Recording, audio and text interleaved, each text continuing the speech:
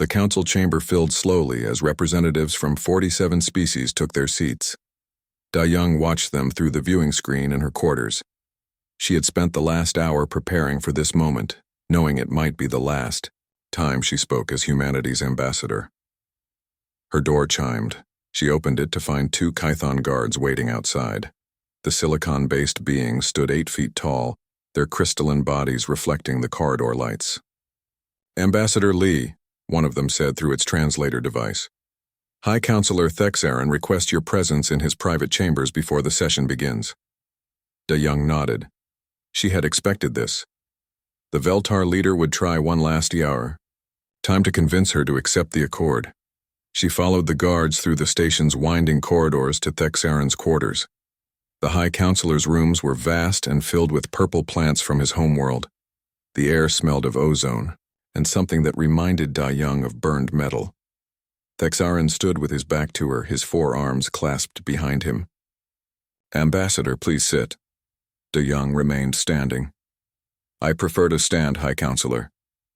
"As you wish." He turned to face her, his 4 eyes studying her carefully. "I want to discuss Earth's response before the formal session begins." "There's nothing to discuss. Earth has made its decision. Has it? Or have you made the decision for your entire species?" His voice carried a tone Da-Young had never heard before, almost pleading. "Ambassador, you have the power to save billions of human lives today. All you need to do is sign the accord, and condemn those same billions to lives as subjects instead of free citizens." Thexaren moved closer. "Freedom is an illusion, Ambassador. Order is real. Peace is real. The Council has maintained galactic stability for over 10,000 years. By forcing weaker species to submit, by guiding them toward productive roles in galactic society." Da-Young almost laughed. "You mean by turning them into servants and calling it civilization?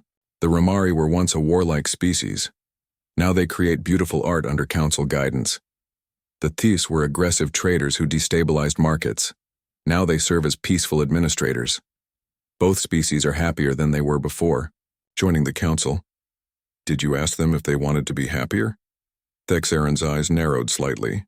"Ambassador, I will offer you something I have never offered before. Earth may keep its current colonies if you sign the accord. We will allow limited population growth. The oversight will be minimal."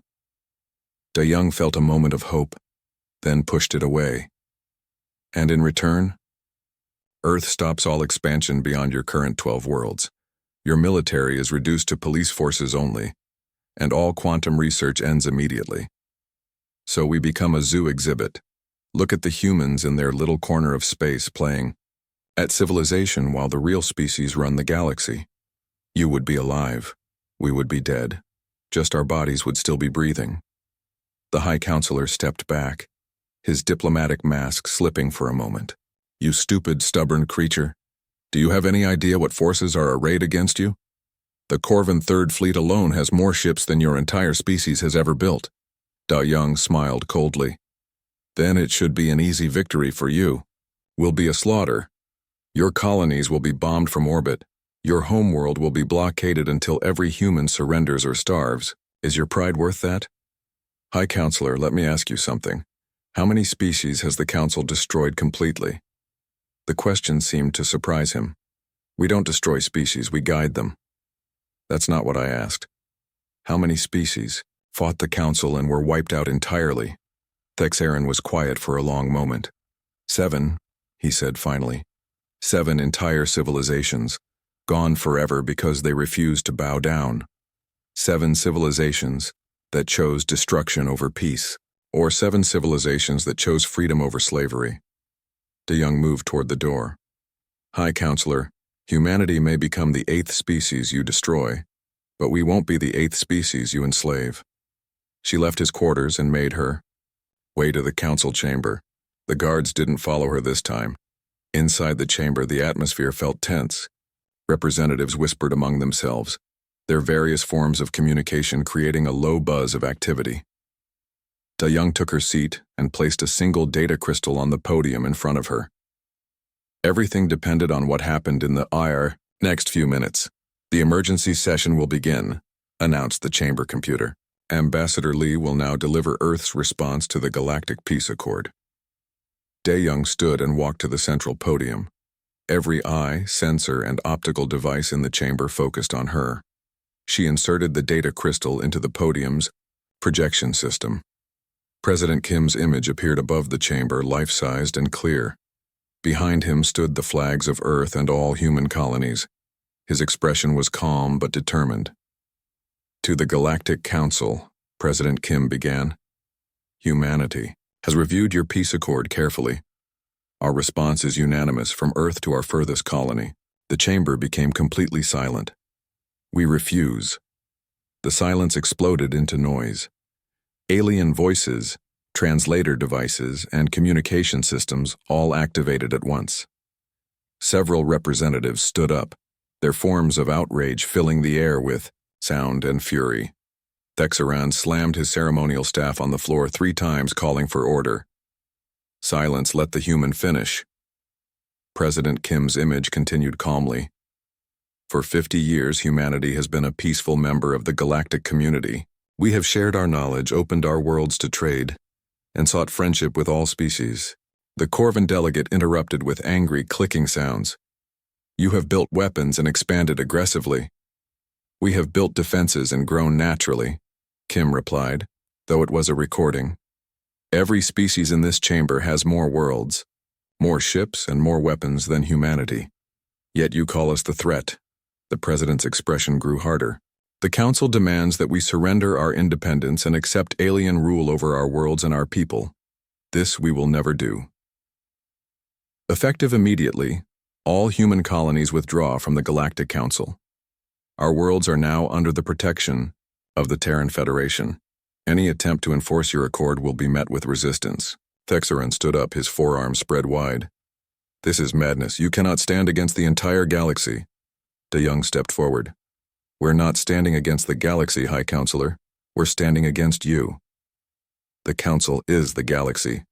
No, the Council is 47 species that have decided they should rule all the others.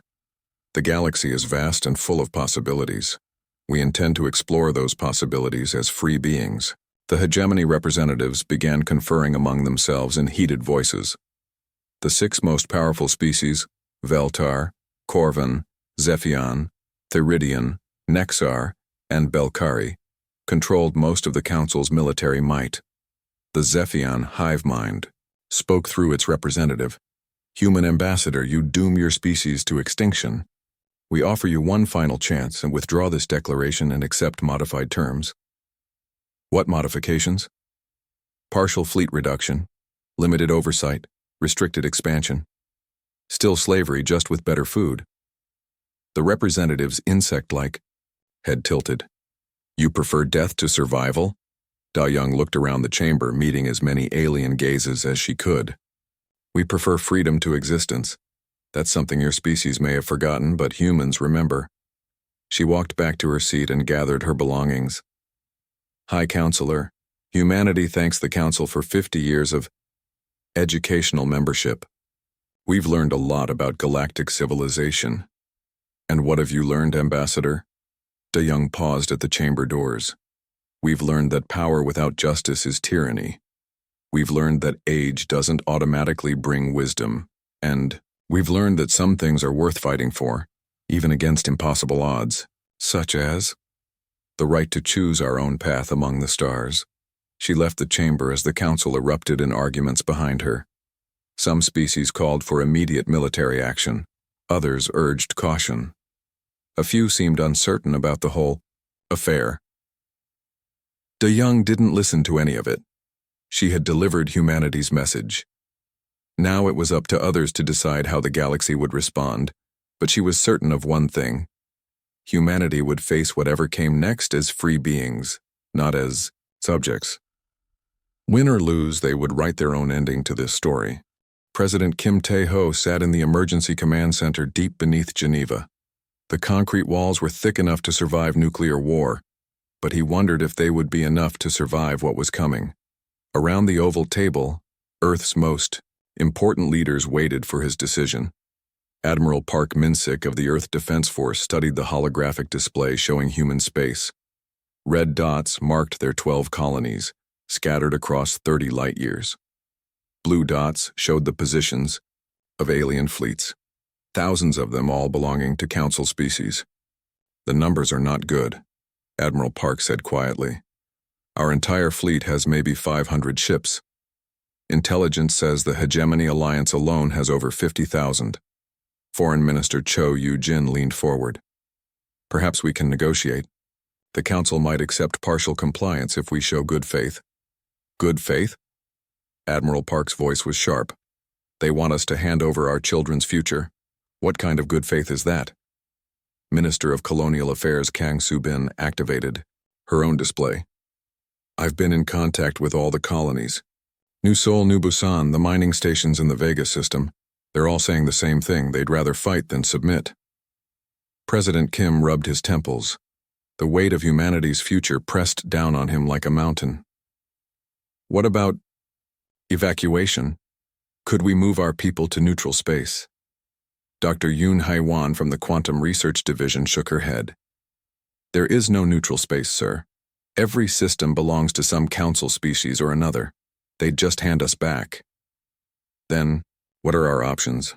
We submit or we fight," Admiral Park said bluntly. "Those are the only choices they've given us." The president looked around the table. These people had guided humanity's expansion into space for decades. They were smart, experienced, and dedicated to humanity's survival. But they all looked afraid. "There is a third option," Dr. Yoon said quietly. Everyone turned to look at her. The scientist was young, maybe 40 years old, with nervous eyes behind wire-rimmed glasses. She rarely spoke in these meetings. "Project Guardian," she continued. "We've been developing it in secret for 5 years. If the Council wants to see humanity's aggressive nature, we can show them what humans do when cornered." Admiral Park frowned. "Guardian is still experimental. We've only tested it on unmanned probes. The tests were successful. Our ships can now phase in and out of normal space using quantum drives. We can appear inside enemy formations, strike, and vanish before they can respond." Foreign Minister Cho looked confused. "Why haven't you told us about this before?" "Because we hoped we'd never need it," Dr. Yoon replied. "Guardian technology could revolutionize space warfare, but it could also start an arms race that would destabilize the entire galaxy." President Kim stood up and walked to the large window overlooking the command center. Technicians worked at dozens of stations coordinating with human colonies across space. These people trusted him to make the right decision. "How many ships can we equip with Guardian technology?" he asked. "We have enough components for maybe 50 vessels," Dr. Yoon said.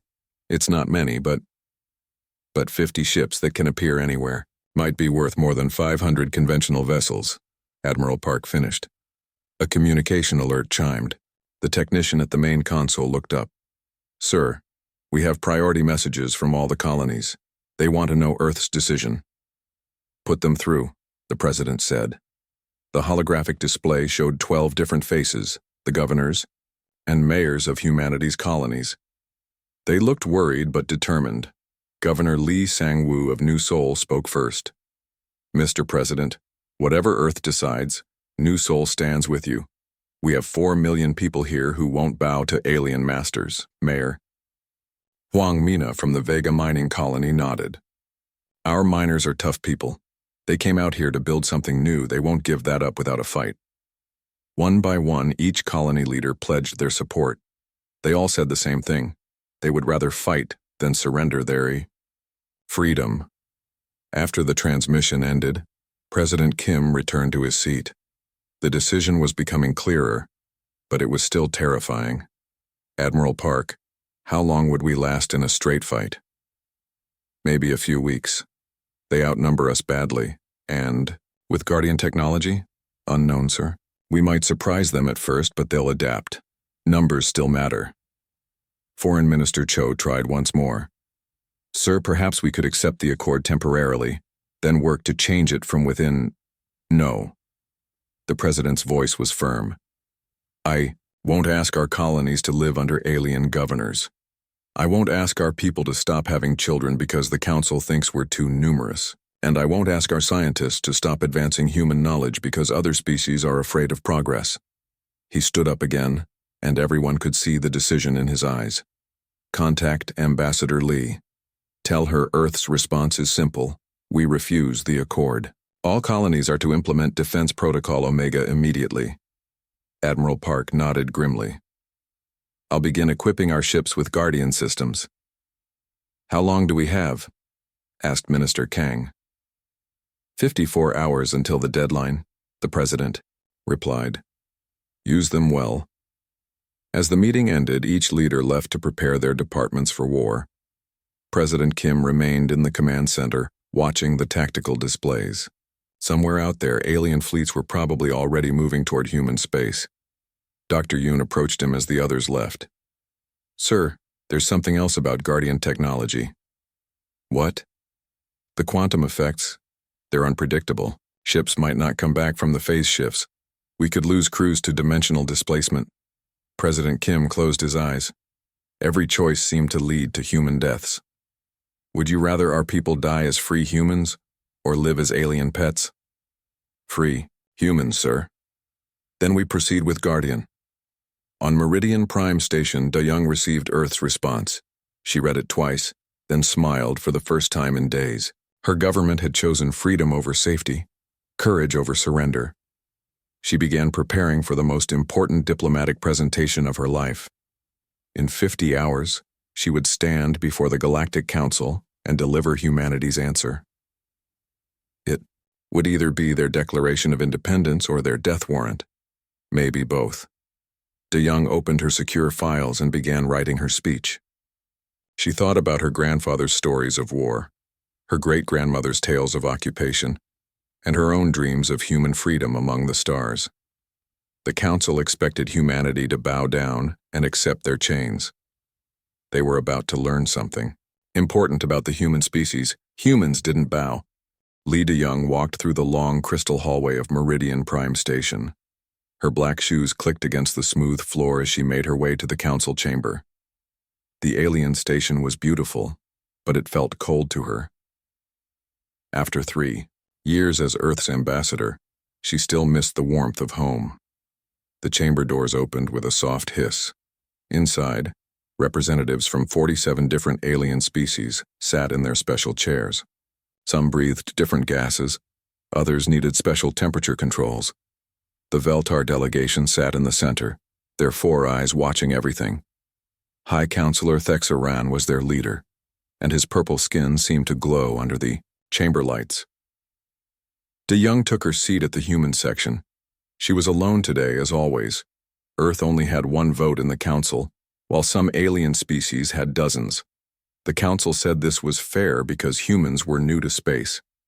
DeYoung thought it was unfair, but she kept quiet about it. The emergency session will begin, announced the chamber's computer voice. Today we discuss the Galactic Peace Accord. Thexaran stood up, his tall body casting a shadow across the chamber. Fellow council members, we gather today to address a growing problem. The human species has become too aggressive in their expansion across the galaxy. DeYoung frowned. Humans had built colonies on 12 worlds in 50 years. Other species controlled hundreds of planets each. How is that? Aggressive? Humans build weapons instead of art, continued Thexaran. They fight wars instead of seeking peace. They expand their territory without asking permission from older, wiser species. The Corvin delegate made a clicking sound, which meant agreement in their language. The humans launched 50 new ships last year. This military buildup threatens galactic stability. DeYoung wanted to stand up and argue, but she waited. Those ships were cargo vessels and colony transports, not warships, but the Council never seemed interested in the truth about humanity. A holographic document appeared in the air above the chamber. The words, Galactic Peace Accord, glowed in bright letters. DeYoung read through it quickly, and her blood ran cold. The accord demanded that Earth surrender 80% of its space fleet immediately. All human colonies would be placed under alien governors who would make all important decisions. Humans would need permission from the Council before having children to control population growth. Most shocking of all, humans had to stop all Research into quantum technology and advanced weapons. This document will bring peace to the galaxy, said Thexaron. Humans will learn to live in harmony with older species. The Council will guide them toward a better future. Da Young stood up slowly. High Counselor, may I ask a question? Of course, Ambassador. What happens if Earth refuses to sign this accord? The chamber became very quiet. Even the translation machine stopped humming. Thexaron's 4 eyes focused on Da Young with laser-like intensity. Refusal would be considered an act of hostility against the Galactic Council, he said. Economic sanctions would begin immediately. Military action might become necessary to protect galactic peace. Da Young felt her heart racing, but she kept her voice calm. And what evidence do you have that humanity threatens galactic peace? Your species has been involved in 3 armed conflicts since joining the Council. All 3 were defensive actions. We were attacked first each time. Yet you responded with violence instead of seeking diplomatic solutions. Da Young almost laughed. Diplomacy doesn't work when someone is shooting at you, High Counselor. Several alien representatives made sounds of disapproval. The Zephian delegate spoke through its translator. This response proves human aggression. Violence is always a choice. So is survival, Da Young replied quietly. Thexaron raised one of his 4 hands for silence. The Council has made its decision. Earth has 72 hours to sign the accord. Refusal will result in immediate consequences. Da Young looked around the chamber. 47 species, billions of beings, all united against humanity. Earth had maybe 50 million people living. In space, while the Council controlled trillions, the odds seemed impossible. I need to discuss this with my government, she said. You have 72 hours, Thexaron repeated. Use them wisely, Ambassador. Da Young picked up her datapad and walked toward the exit. Behind her, alien voices began discussing humanity's fate as if she had already left. They talked about dividing up human colonies and technologies between Council members. They spoke of humans like they were children who needed strict parents.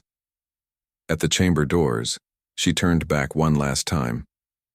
High Counselor, may I say something? Speak, quickly. This isn't a peace accord. This is a surrender document. You're not offering us peace. You're demanding our freedom. Thexaron's expression didn't change. Freedom without guidance leads to chaos, Ambassador. The Council provides both. Peace and order.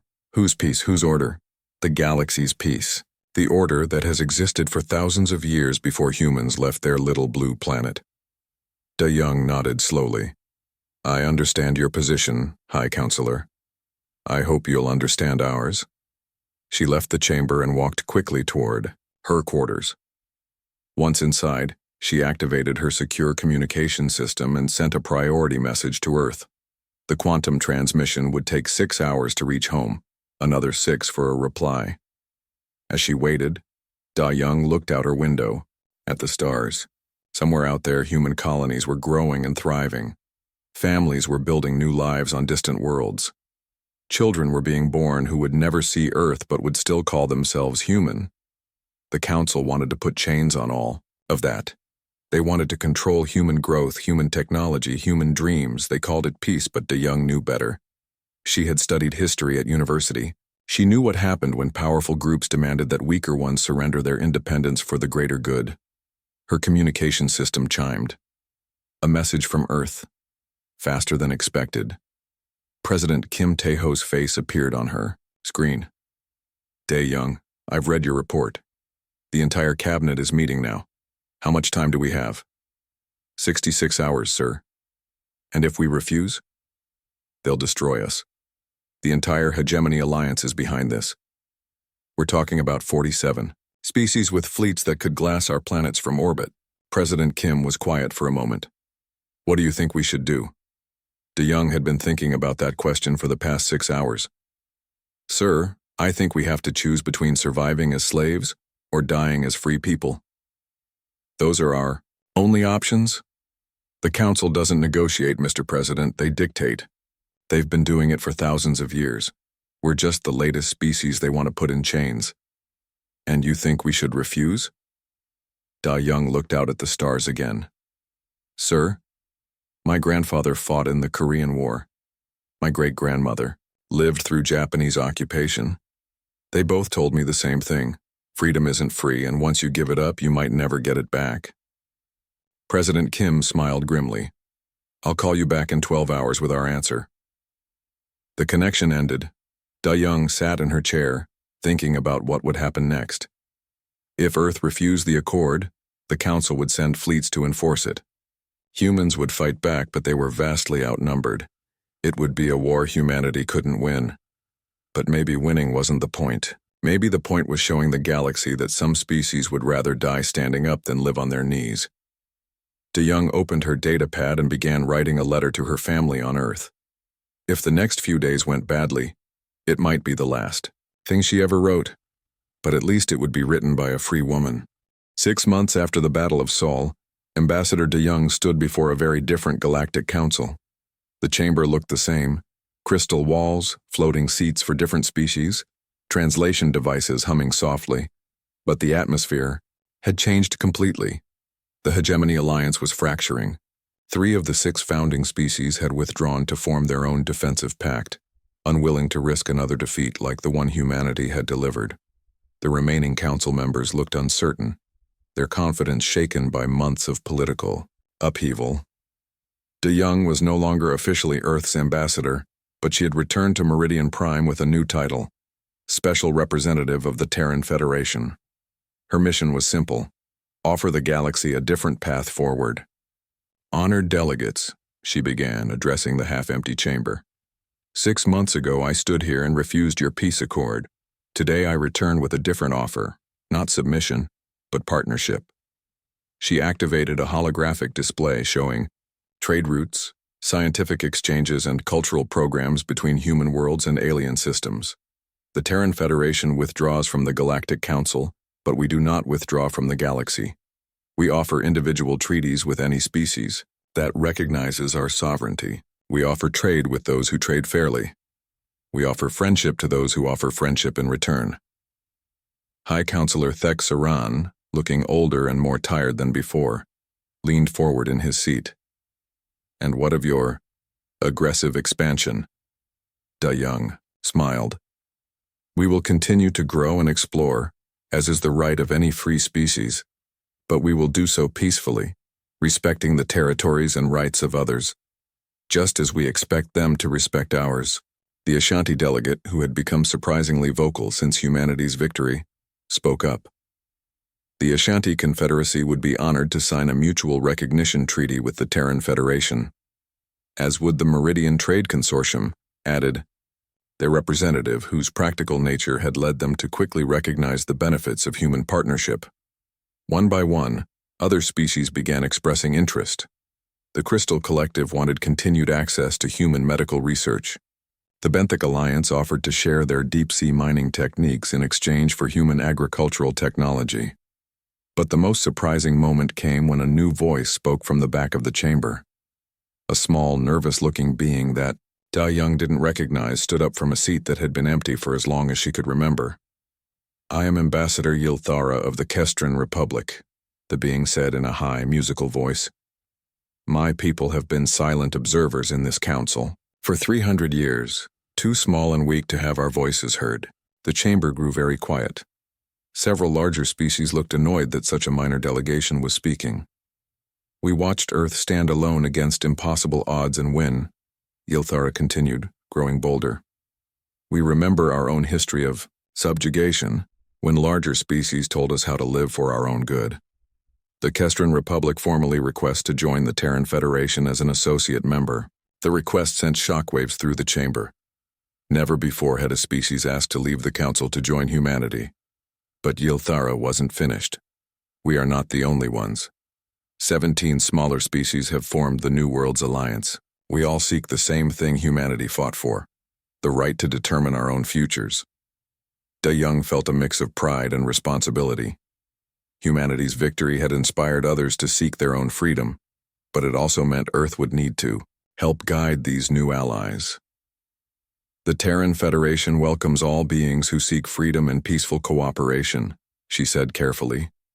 We will establish diplomatic relations with the New Worlds Alliance and any other groups that share our values. Thexaran's 4 eyes narrowed. You seek to destroy the galactic order that has maintained peace for millennia. No, High Counselor. We seek to create a new order based on consent rather than force. The old system required weaker species to submit to stronger ones. The new system allows all species to choose their own paths. The debate that followed lasted for hours. Species after species stood up to declare their positions.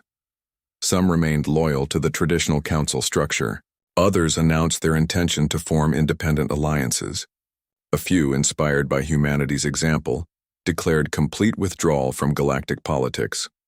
When the session finally ended, Da-Young found herself surrounded by representatives from dozens of smaller species, all eager to discuss treaties and partnerships with the Terran Federation. As she worked through the diplomatic details, her secure communicator chimed with a message from President Kim. Da-Young, the Cabinet has approved your proposal for the reformed Galactic Assembly. You have authority to begin negotiations with interested species. The reformed Galactic Assembly was humanity's vision for replacing the old council, a voluntary organization focused on trade mediation, scientific cooperation, and peaceful dispute resolution rather than political domination. Membership would be open to all species, but no one would be forced to join or follow decisions they didn't agree with. Over the following months, the galactic political landscape transformed completely. The old Galactic Council maintained formal authority over barely half the species it once controlled. Many had withdrawn to form regional alliances based on shared values rather than military strength. The Terran Federation grew rapidly, but not through conquest. 3 species requested full membership, bringing their combined populations and resources into humanity's growing republic. 12 others signed associate agreements, maintaining their independence while cooperating on defense and trade. Most surprisingly, several former hegemony species began approaching Earth about improved relationships. The Corvan Empire, still smarting from their fleet losses, offered limited trade agreements. Even some Veltar colonies expressed interest in cultural exchanges. President Kim, speaking from the rebuilt Luna City, addressed this new reality in a speech that would be remembered for generations. We did not seek to rule the galaxy. We sought only to be free within it. In fighting for our freedom, we reminded others what freedom means. Today, the galaxy is not more peaceful in the traditional sense, but it is more just. The strong no longer automatically rule the weak. The old no longer automatically command the young. And no species, no matter how powerful, can force another to live by their values alone. 5 years later, Ambassador Da-Young served as Secretary General of the Reformed Galactic Assembly, mediating disputes and facilitating cooperation between over 200 species and political entities. The galaxy had never been more politically fragmented, but it had also never been more free. The old Galactic Council still existed, but as just one organization among many. Some species preferred its structured hierarchy and clear lines of authority. Others thrived in the looser, more democratic environment of the Reformed Assembly. Still others chose complete independence, interacting with galactic civilization only when it suited them. Da-Young often reflected on that moment 5 years earlier when she first refused to sign the peace accord. One word, no, had changed everything. But it wasn't really one word that had transformed the galaxy. It was the principle behind that word, the idea that free beings should never have to choose between their freedom and their lives. Humanity had been willing to die rather than live as subjects, and that choice had inspired billions of others to demand the same right. The galaxy was vast, dangerous, and often chaotic. But it was also free, and that freedom belonged to every species brave enough to reach for the stars and strong enough to defend their right to be there. In the end, that was humanity's greatest victory, not defeating the hegemony fleets, but proving that freedom was possible even in a galaxy that had forgotten what the word meant. The stars belong to everyone now, not just the strong, and among those stars, every species could find their own path to whatever future they chose to. Build. The hegemony response came faster than anyone expected. Within 6 hours of Da Young's declaration, massive fleets began moving throughout Council space. The largest armada in galactic history assembled near the border of human territory. 50,000 ships from 6 different species, all united in their determination to crush human resistance. Admiral Park Min-sik stood on the bridge of the Earth defense ship Seoul, watching the tactical displays with grim satisfaction. The human fleet looked tiny compared to what was coming. Only 200 ships equipped with the experimental Guardian quantum drives. But those ships represented something the galaxy had never seen before. "Sir, we're receiving final reports from all colonies," announced Communications Officer Yoon Da-bin. New Seoul confirms their defense platforms are online. Vega Mining Station reports their converted cargo haulers are ready. All colonial militias have been activated. And our secret weapons, Project Guardian, is fully operational on all equipped vessels. Dr. Yoon's teams have finished the final calibrations. Admiral Park nodded. The past 72 hours had been frantic as human engineers worked around the clock to install quantum drives on as many ships as possible. The technology was dangerous and untested in combat, but it was their only advantage. Contact all ship commanders. Tell them we're about to show the galaxy what happens when you corner humanity. At New Seoul Colony, Captain Oh Dong-hyun prepared his small defense fleet for the impossible.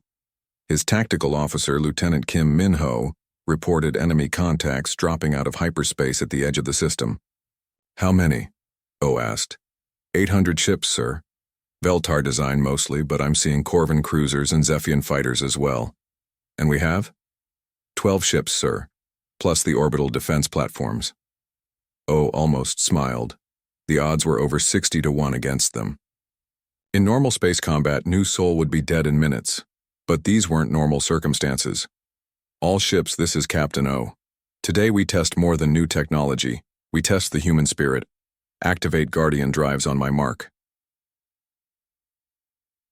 The human ship seemed to flicker and fade, becoming translucent ghosts against the stars. The quantum drives shifted them partially out of normal space, making them nearly impossible to target while allowing them to strike at will. The first Veltar ships entered weapons range expecting easy targets. Instead, they found nightmare opponents that appeared inside their formations, fired devastating quantum torpedoes, and vanished before return fire could reach them. Captain O's ship, the Busan, materialized directly above a Veltar cruiser and unleashed its full arsenal. The alien ship's shields collapsed instantly under the exotic matter weapons. Before the enemy could respond, the Busan phased out of normal space and reappeared behind a different target. "This is impossible," screamed the Veltar fleet commander on the open channel. "Our sensors show them everywhere at once." "Welcome to human warfare," O replied calmly. "We adapt." Similar battles erupted across human space. At Proxima Centauri, Commander Lim Jae-sung led 30 Guardian-equipped ships against a Corvin task force of over 1,000 vessels. The Corvin ships, famous throughout the galaxy for their heavy armor and powerful weapons, found themselves helpless against enemies that could phase through solid matter. Commander Lim's ship, the Incheon, appeared inside the Corvin flagship's bridge and fired at point-blank range. The enemy ship exploded from within, taking half their command structure with it. "All human vessels, continue hit-and-run attacks," Lim broadcast. "Don't engage in sustained combat. Phase in, strike hard. Phase out. Make them afraid of empty space." At the Vega mining colonies, the situation was more desperate. Captain Woo Young-ho commanded a fleet of converted cargo haulers, civilian ships hastily equipped with weapons and Guardian drives. His crews were miners and engineers, not soldiers, but they fought with fierce determination. "Sir, we have over 2,000 enemy ships inbound," reported his aide, Engineer Park Ji-woo. "Our 30 ships won't last long, even with Guardian technology. Then we make every shot count," Wu replied. "Target their supply ships first. An army can't fight without fuel and ammunition." The mining fleet phased into the rear of the enemy formation, attacking the vulnerable support vessels that kept the invasion fleet operational. Fuel tankers and ammunition ships exploded in brilliant fireballs, their destruction crippling entire battle groups. But the real shock came when the main hegemony armada reached Sol system itself.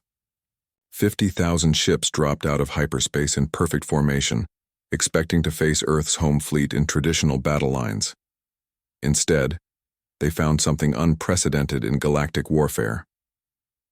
Admiral Park stood on the bridge of the Sol, addressing his fleet of Guardian-equipped vessels. Today we fight for more than territory or resources. We fight for the right of humanity to exist as free beings. All ships, execute Operation Bushido. The human fleet didn't retreat or form defensive lines. Instead, they charged directly into the massive alien formation, their guardian drives allowing them to appear and disappear like vengeful spirits. The Sol phased directly into the center of the hegemony command formation. Admiral Park's ship appeared between two massive Veltar dreadnoughts, its quantum weapons tearing through their hulls before they could react. All ships, target command vessels first, Park broadcast. Cut off their heads and watch the body fall. Human ships materialized throughout the enemy fleet, striking at flagships, communication nodes, and coordination centers. The aliens' numerical advantage became meaningless when they couldn't coordinate their movements or target their enemies. High Admiral Kethmore, commanding the Veltar forces, watched in horror as his fleet disintegrated around him. How are they doing this? Our intelligence said they had primitive fusion drives. His tactical officer's forearms trembled as he worked the controls. Sir, our targeting systems can't lock onto them. They exist in normal space for seconds at a time, just long enough to fire, then vanish again. Then fire area bombardment weapons saturate the space around them. Sir, they're appearing inside our formations. Area weapons would destroy our own ships. On Earth, President Kim watched the battle through quantum communication links. The human fleet was winning, but at a terrible cost. Ships phased out of VAO, normal space, and never returned, their crews lost in dimensional rifts. Others emerged from quantum jumps damaged beyond repair, their guardian drives overloaded by combat stress. Sir, reported General Song Hee-jin from the command center, we're losing ships to guardian drive failures. The technology isn't stable enough for prolonged combat. How many have we lost? 60 ships so far, but we've destroyed over 3,000 enemy vessels. Kim closed his eyes. 60 ships meant over 6,000 human lives lost. But those brave souls had proven something important to the galaxy. Humanity would not go quietly into slavery. The battle raged for 18 hours. Human ships appeared and disappeared like deadly ghosts, striking at the heart of the hegemony fleet. The aliens' superior numbers meant nothing when they couldn't hit their targets or coordinate their attacks. Finally, the remaining enemy ships began to retreat. High Admiral Kethmore's flagship, one of the few command vessels still operational, limped away from Sol system with less than a third of the original armada. Admiral Park's voice crackled over the communication systems. All human vessels, let them go. We've made our point. The Sol hung in space, its hull scarred by alien weapons but still intact. Around it, the remnants of the human fleet slowly regrouped. They had lost over half their Guardian-equipped ships, but they had done the impossible. They had defeated a force 50 times their size. Sir, reported Communications Officer Yoon, we're receiving surrender offers from 3 alien species. They want to negotiate separate peace treaties. Park nodded grimly. Forward those to President Kim. Today we showed them we could fight. Tomorrow we show them we can make peace, but only as equals. In the depths of space, debris from both fleets drifted silently among the stars. The Battle of Sol was over, but its effects would reshape the galaxy. Humanity had proven that freedom was worth fighting for, even against impossible odds. More importantly, they had proven they could win. The silence after battle was always the hardest part. Admiral Park Min-sik stood alone on the observation deck of the Sol, looking out at the debris field that had once been 2 great fleets. Pieces of ships drifted past the window, some human, some alien, all representing lives lost in the fight for freedom. A soft chime indicated someone requesting entry. Come in, Park said without turning around. Captain Seo Boram entered, her uniform torn and stained with coolant from her ship's damaged life support systems. Her Guardian frigate Daegu had been one of the few vessels to survive the entire 18-hour battle. "Sir, damage reports from all surviving ships." Park accepted the data pad but didn't look at it immediately. "How bad?" "We started with 200 Guardian-equipped vessels. 67 are still operational, though most need major repairs. We lost the Gwangju, Ulsan, and Jeju completely. They never came back from their last quantum jumps." Park closed his eyes. Those 3 ships had carried over 3,000 crew members into dimensional space, never to return. "Any word from the colonies?" New Seoul held, but they lost 8 of their 12 defense ships. Captain O is alive, though the Busan is beyond repair. Commander Lim at Proxima Centauri reports heavy damage to the orbital habitats. They took direct fire before the Guardian ships could drive off the attackers. "And Vega?" SEO's expression grew darker. "Captain Wu's mining fleet fought until the end. They saved the colonies, but we lost 22 converted cargo haulers.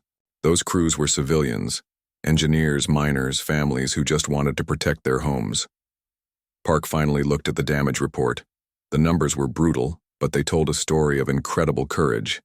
Humanity had faced annihilation and chosen to fight rather than submit. The cost had been terrible, but they had won their independence. What about Earth itself? Luna City took orbital bombardment before our ships could intercept the Corvin strike group.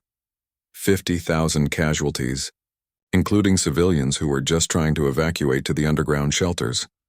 The Admiral's hands tightened on the data pad. Luna City had been one of humanity's oldest space settlements, home to families who had lived in the low gravity for generations. Now it was a crater on the moon's surface. "Sir," CO continued quietly, "President Kim wants to address the nation. He's asked for casualty figures from all fronts." Park nodded. The president would have to tell humanity what their freedom had cost. Over 100,000 dead, dozens of ships lost, entire cities destroyed. But they were still free. On Earth, President Kim stood in the ruins of what had been Luna City's main dome. The transparent aluminum that once held an atmosphere now lay in twisted pieces across the lunar surface. Emergency crews worked to recover bodies from the wreckage, while construction teams began planning the city's rebuild. Minister of Colonial Affairs Kang Subin approached with the latest reports. "Sir, we have final casualty counts from all 12 colonies. Tell me, 143,000 military personnel killed or missing, 78,000 civilian casualties. We lost 18 orbital habitats, 6 major cities, and over half our space-based industry." Kim looked up at the Earth hanging in Luna's black sky. His home planet looked peaceful from here, but he knew the people were waiting for his words. They needed to understand what had happened and why so many had died. "Has the Council responded to our victory?" "Not officially, but our intelligence sources report major debates on Meridian Prime. Several species are questioning the hegemony's leadership after such a devastating defeat." "And Ambassador Lee?" "Still on Meridian Prime, sir. She reports that 3 species have approached her about separate peace negotiations. The Ashanti delegation even offered to mediate between us and the remaining council members." Kim nodded, slowly. The political situation was shifting, but at a terrible price in human blood. He activated his secure communicator to address the people of Earth and all the colonies. His image appeared on screens throughout human space. In the rebuilt sections of New Seoul, the damaged habitats of Proxima Centauri, the mining tunnels of Vega where families mourned their lost miners. "My fellow humans," he began, "we have won a great victory, but at a great cost. In the past week, we lost more people than in any conflict in human history. Our cities lie in ruins, our fleets are shattered, and our people mourn the dead." He paused, looking directly into the camera. "But we are free. For the first time since we reached the stars, no alien government can tell us how to live, where to go, or what to believe. Our children will grow up as free citizens, not as subjects." On Meridian Prime Station, the Galactic Council was in chaos. The Hegemony Alliance had suffered the worst military defeat in their history, losing over 30,000 ships to a force they had outnumbered 50-1. The political implications were staggering. High Counselor Thexarin sat in his private chambers, his 4 eyes focused on the damage reports from the human conflict. The Veltar had lost over half their fleet, including 3 of their most advanced dreadnoughts. More importantly, they had lost their reputation as invincible. The door chimed, and his aide entered nervously. High Counselor, the emergency session is about to begin. The other hegemony leaders are demanding explanations. Let them demand, Thexarin said tiredly. We underestimated the humans completely. Our intelligence failed, our tactics failed, and our assumptions about their capabilities were wrong. What do we tell the Council? The truth. The humans fought better than we thought possible. Their new technology made our numerical advantage meaningless. And now other species are beginning to question whether the hegemony should lead the Council. Into the Council chamber, representatives from 47 species argued loudly about the unprecedented defeat. The Corvin delegate clicked angrily about the loss of their 3rd fleet. The Zephian hive mind demanded immediate reinforcement and a second attack on human space. But other voices were emerging. The Ashanti delegate, speaking for the first time in decades, made a shocking statement. Perhaps we misjudged these humans. They fought not as conquerors, but as beings defending their homes. There is honor in such resistance. The Meridian Trade Consortium representative agreed. The economic disruption from this conflict has cost us more than human expansion ever did. Perhaps negotiation would serve us better than continued warfare. Several smaller species, long silent in council debates, began speaking up. The Benthic Alliance, representing 12 aquatic species, pointed out that humans had never interfered with their worlds. The Crystal Collective noted that human medical research had saved millions of their people from a genetic plague. Thexarin listened to the debates with growing unease. The human victory was causing cracks in the galactic order that had existed for thousands of years. Species that had never questioned council authority were now openly discussing alternatives. The hegemony's power had always rested on the belief that they were invincible. But a small human fleet had shattered that illusion in a single day of combat. Ambassador Da Young watched the council debates from the diplomatic gallery. She was no longer officially Earth's representative since humanity had withdrawn from the council, but her status remained uncertain. Several species had asked her to stay as an unofficial observer. The arguments below showed her that humanity's victory had done more than win their independence. It had started a revolution in galactic politics. For the first time in millennia, species were questioning whether the strong had the right to rule the weak simply because they could. A message chimed on her personal communicator. It was from President Kim. Da Young, I want you to know that your courage in that chamber made all of this possible. You stood alone against the galaxy and showed them we would never bow down. The freedom we won started with your refusal to sign that document. Da Young smiled sadly as she looked down at the chaos in the council chamber. Freedom had indeed been won, but the cost had been higher than anyone imagined. The galaxy would never be the same, and humanity would carry the scars of this war for generations. But they would carry those scars as free people. That made all the difference.